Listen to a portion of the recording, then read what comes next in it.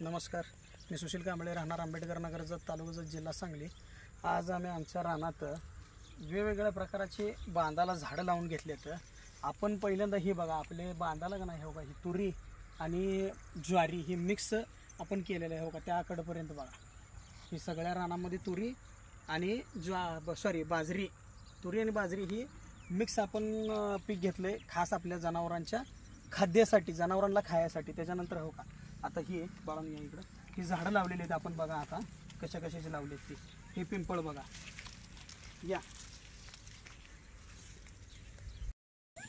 तर इथं बी पिंपळाचं ही उंबराचं पिंपळाचं आणि वडाचं असं मिक्स एक व्हरायटी आहे, त्याचं नाव मला बी काय शुअरली माहीत नाही, ती एक लावला आहे। त्याच्यानंतर ना ही सगळं ही जी आहे ही वडाचं आहे बघा, ही जी लावलं ही वडाचं लावलं आहे। त्याच्यानंतर ना ही बी जी आहे ही पण वडाचंच लावलेलं आहे।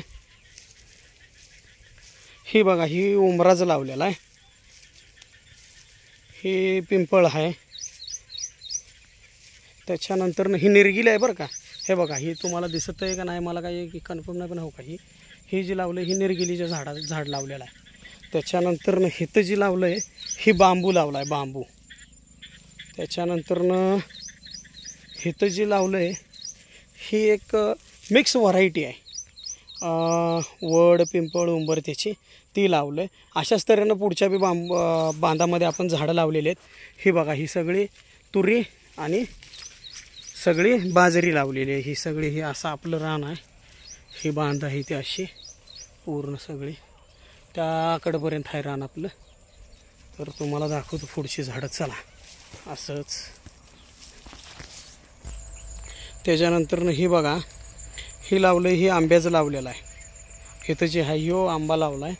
तसंच पुढं इथं जी लावलेलं आहे ही आंबट चिंच आहे बघा, आंबट चिंच। त्याच्यानंतर हे जे लावलेलं आहे ही सीताफळाचं लावलेलं आहे, हे लावलं ही सुद्धा सीताफळाचंच लावलं आहे। हे लावलं ह्यो आंबाच लावलेला आहे।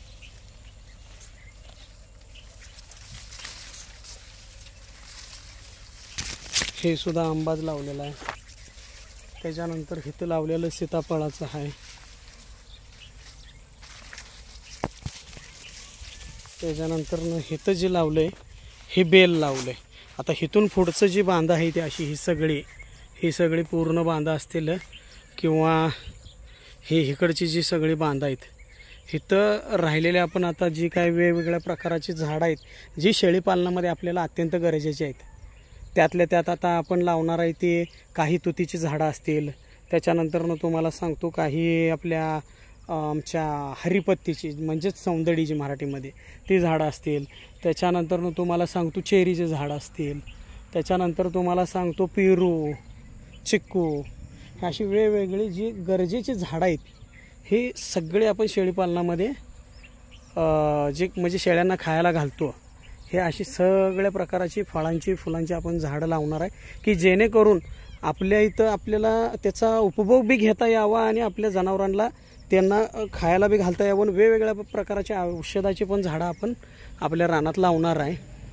तर हे अशा पद्धतीनं आपण असं केलं आहे बघा, सगळं नियोजन सगळ्यांनी असंच करावं। प्रत्येकाने वेगवेगळ्या प्रकारची फळांची फुलांची झाडं लावावी, जेणेकरून ते आपल्याला खायला प्यायला पण यावं आणि आपल्या जनावरांना पण खाता पिता यावं अशी, आणि औषध उपचार व्हावं। धन्यवाद।